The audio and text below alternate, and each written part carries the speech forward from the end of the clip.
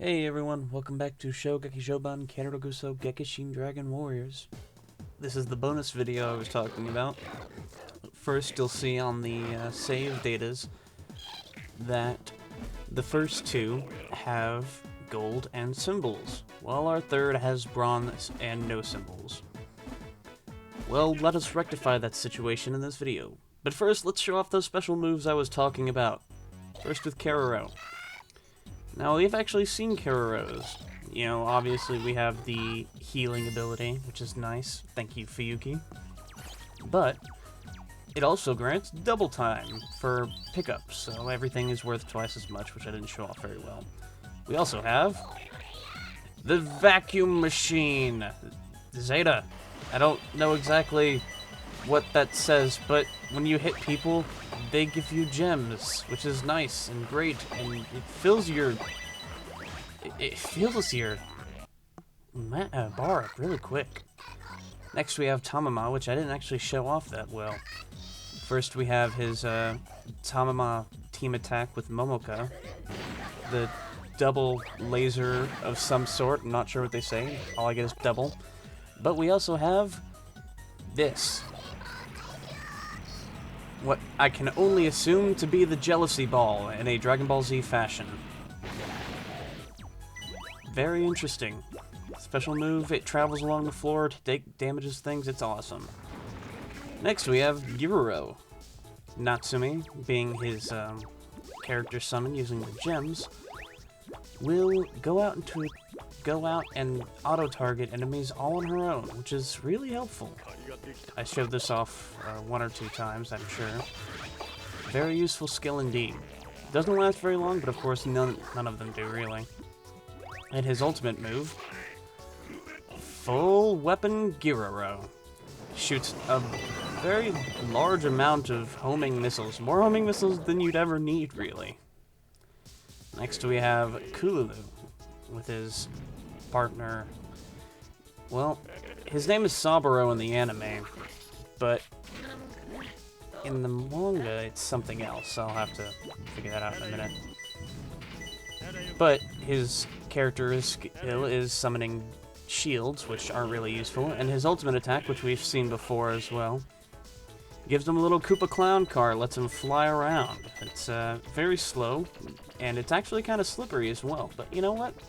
It's helpful. It works. It does what it's supposed to do, which is, you know, let you fly, which is great.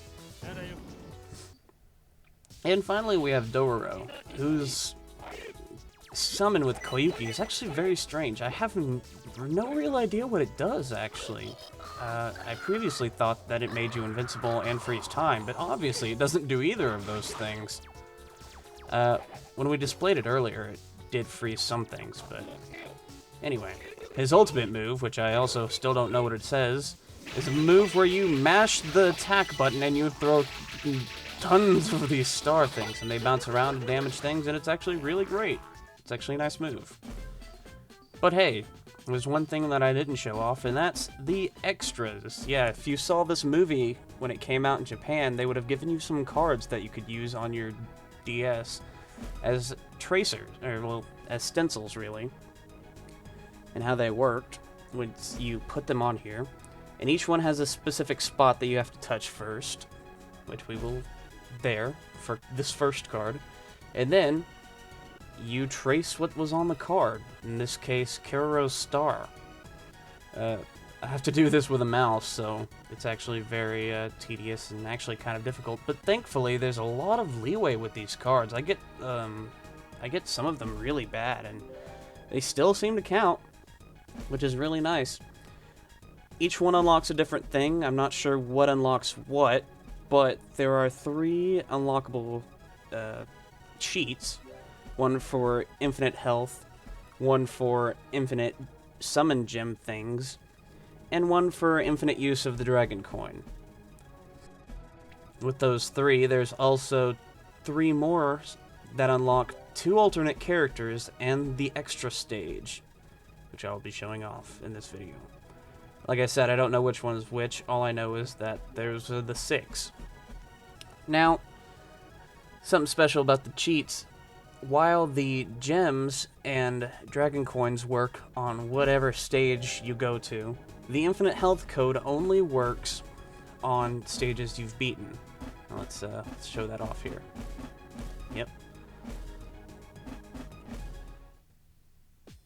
Now then, you see down there we have 2 extra characters and another stage that we haven't beaten down there. Let's show off our first unlockable character.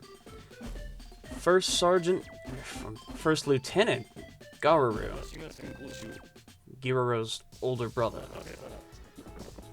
He plays exactly like Keroro. The only differences are his summons and specials. He throws grenades, he shoots lasers, he does all the same stuff, except for the 2 characters, the summon and the special. For his summon, he uses Puru, part of his team. She gives him a little heal. It's really nice. It's actually really nice. And his special, Twin Buster Rifle, with very fancy text. And I'm pretty sure it's a screen clearing move, but you know, I didn't test it. However, the main attraction is Dorara, the final boss. Dorara can be used in every stage that you've actually beaten. I didn't mention Keroro can only be used in stages that you've beaten, and only in stages that Keroro can play in. However, Dorara can be used in every stage, and as you can see, has moves from all of the characters pretty much. And he can fly, which is like the best thing. Yes, he can use Keroro's Kero Ball move. He has a 2-hit combo ending with a laser beam. He can use a move that that causes multiple little sentry things that float around him like Dororo can. And he freaking can fly. He makes every stage in this game his bitch, and that's why you can only use him in stages that you've beaten. I just skipped a very interesting... I just skipped a section of this level. I went back to this level because, like I said, I missed one of the models here, which is important because we need it. Now watch as he makes even without the invincibility, this stage would be made his bitch. But let's see his special move. Don't know what it says, but it destroys everything on the screen with a nice Grand Cross move. I think it's called something Grand Cross. There was Grand Cross in the text. But anyway, this guy is such a badass. He uses the entirety of Earth as his summon. Well, in the anime it's called Pikopon, but we know it as Earth. Yeah, he uses power from the Earth to heal himself. And then he gives a little anime yeah pose, which is very strange. And you wouldn't look at this character and think, oh man, that guy is so cool, he can do anime poses. No. You'd think this guy was a total badass.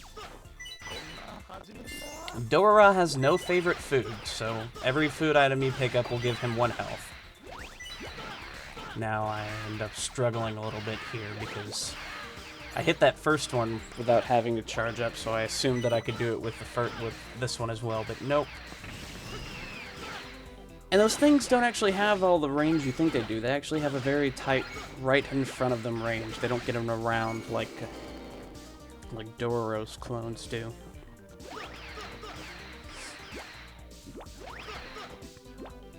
The rest of this stage is pretty much just me infinite health invincibility running through these obstacles like they don't mean anything. I even get crushed here. Look at that. Nothing. This is the power of cheats that you can only use on stages that you've beaten, which is justifiable. Which is why I even used them in the first place. I figured, you know, make this job easier for myself. Might as well. The game gives it to me, and I shall use it. Besides, it doesn't really matter anyway. Like I said, Dororo would have totally raped this level. Like he does with every level. And we'll see that, too. Dun, dun, dun. Stage complete. Look at that weird icon, though. And we're only at 97% for some reason. I was wondering why we were only at 99%. Until I ended up doing this.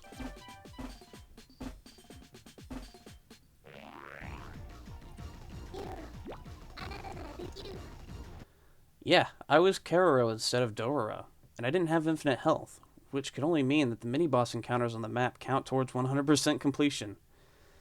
So I need to figure out which ones I skipped. Which I did. I'm at 99% completion now, which is the maximum you can get without the cheats. Or without the cards. Without doing EX stage, anyway. Now, let us show off EX stage, shall we? Now, of course, since we haven't played it before, we can't use the other two characters.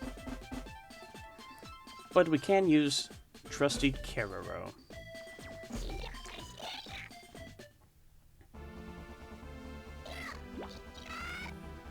Now, if you thought this was going to be incredibly epic and stuff, you were right, but it is also pretty much this. We get barrel blasting from Donkey Kong. That's pretty much the whole stage. It's, it gets really difficult, though. Trust me. It gets so difficult. I almost die at least once or twice, and the only reason I didn't die, I actually don't die in this, recording of the round. The only reason I didn't die was because I've been practicing so much.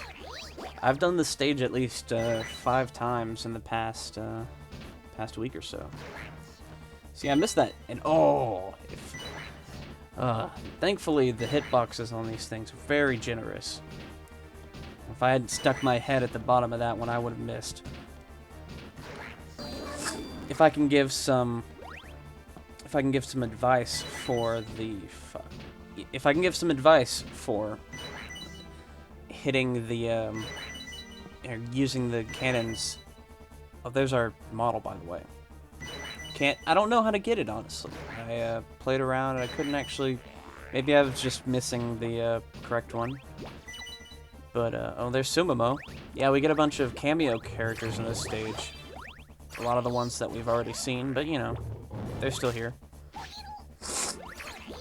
But yes, if I could give one piece of advice for the stage, is that the cannons have a bit of delay when you use them.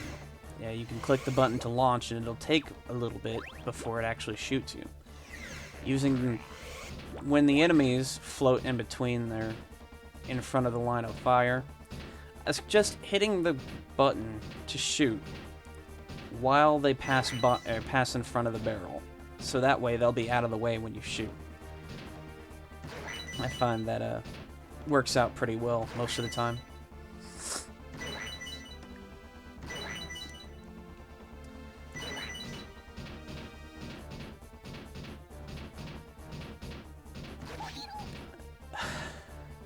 I'm glad that one punched me into that barrel, though. Or cannon. They're barrel cannons.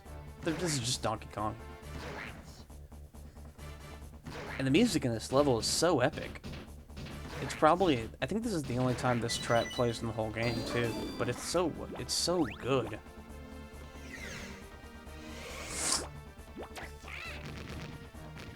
But yes, this is split into 4 sections. The first part, that part, this part, and one final part.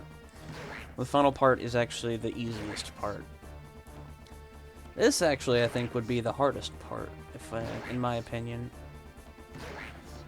Mostly because, you know, you have to take into account everything moving. You're actually supposed to shoot past these barrels, which is something that's very interesting. And aim as well, which is also kind of difficult when you're not really prompted to do that. Except for those arrows. Oh, the arrows. Untrustworthy arrows, you have to be trusted in this level. Sure enough, the delay on these cannons makes this whole section actually kind of a lot more difficult than it should be. Not to mention all the enemies moving around on the screen in front of your line of fire. You never know when you're going to accidentally hit one until you're already on your way to doing it. But yeah, that's 2 sections down. And by this point, when I was playing, I had a pretty hard grip on the controller because I was so terrified. I know what that is.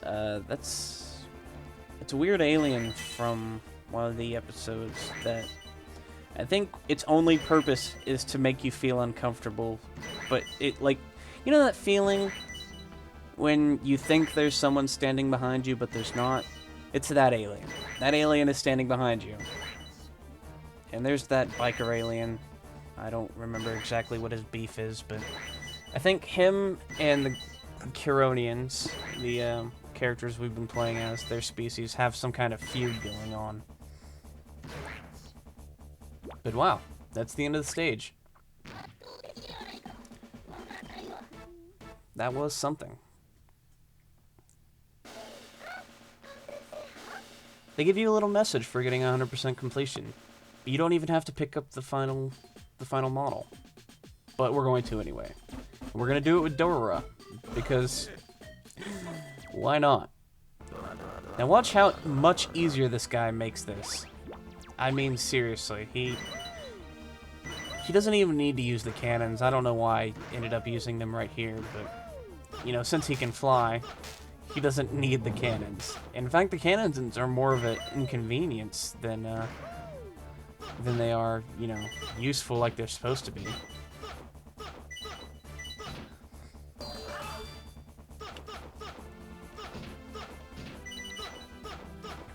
I accidentally get caught in one of these cannons and have to go around in a circle to be able to actually go back and get the model there.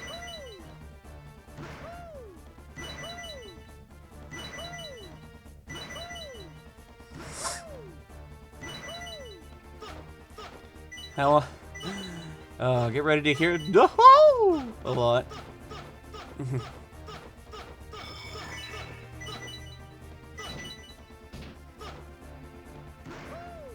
Hello, Sumamo.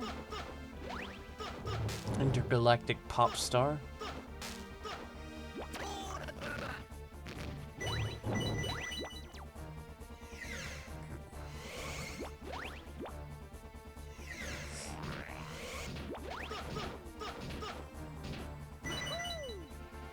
Accidentally came up here, but it was interesting because we get to see these two guys. If I remember correctly, they're imposters of two aliens that star on a TV show that go to other planets and pretty much cry over how great they are. Except when these imposters came over, they were just perverts. And that was a pretty strange episode, especially in the anime. I never actually read that that episode in the manga because I don't actually have the book of that one. I never actually found. I'm missing 2 of the manga books in my collection, but maybe one day I'll find them.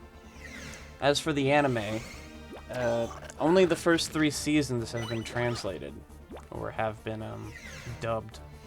And I actually quite like the dub. As for the anime, oh, the anime is still going, I think, actually.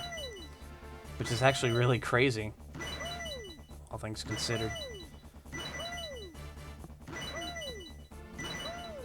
Yoo-hoo! Yoo-hoo!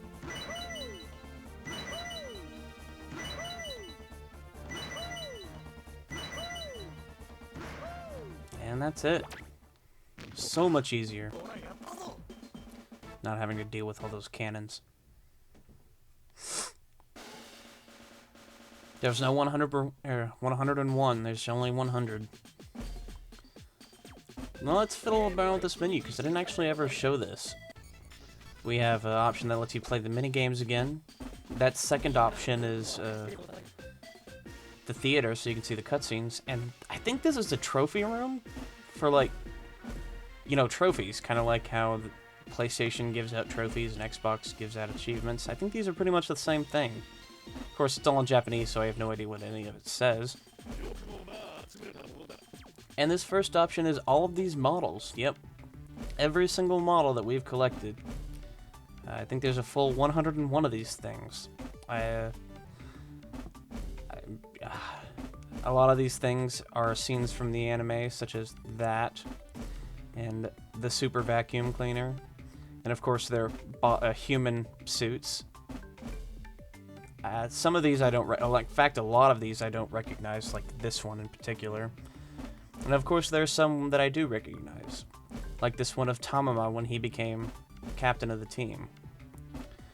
This, however, I do not recognize at all. This strange baby Keroro from the episode where they turned the mom into a child again. And this strange baby Kururu from the same episode. Princess Dororo, I have no idea. First Lieutenant Garuru and his team. A child version of, I don't actually remember his name. It's not that important. Of course, we have Pururu. A child clone of Keroro, and I have no idea what that is. We're getting into a lot of the stuff that I don't know. In fact, I don't know anything from this whole page, honestly. But it's very interesting to see the contrast between some of the sillier things and some of the not so silly things.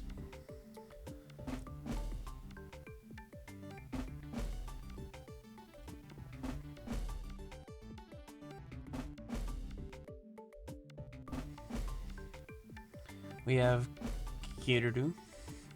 I think that's Kiruru anyway. 3 forms of him that we fought as bosses. I don't know what that is, but it looks cool. And this weird Keroro. More Kiruru. And I think this is actually one of the characters from one of the other movies. Don't know how he manages to actually do that, but, you know, whatever.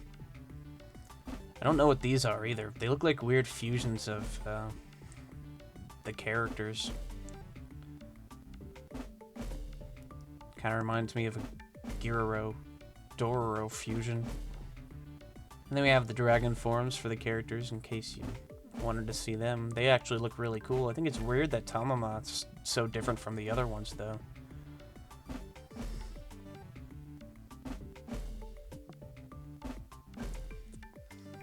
I don't know who that is. But these are the child forms. You see, they look a lot like Tamama. Well, Tamama's still a child. Strange blue Kururu. Kururu's actually been originally blue, but a strange accident caused him to turn yellow. A strange accident involving his favorite food, curry, I suppose. Weird feudal Japanese versions of all the characters. Actually strange and funny that Keroro's sword comes out of, or gun is actually a sword. These 2 characters I actually recognize. I don't know their name or what they do, but I just remember them for some reason. It's interesting to see the strange characters in this series. Again, most of them I don't recognize. Like that and this male character. But hey, look, it's Sumomo, Intergalactic Pop Star. I recognize that one. And this guy, I don't know who he is, but I recognize him. Don't know who you are. But I think these are the leaders of the Keronian team. That's Keroro's dad. I think that's Keroro's dad, I have no idea for sure. And that's definitely Dororo's mom. Again, don't know who these characters are. They look interesting, though. Probably from one of the movies, too. And I don't know what's with these weird-looking characters, but they got pointy toes and pointy eyes, and... Kururu's got a pointy head, which is even stranger. But there's Dororo. And the dragon form as well, which is actually really cool looking. And our 101. Not a clue why, but, you know, that's cool. Whatever. But anyway.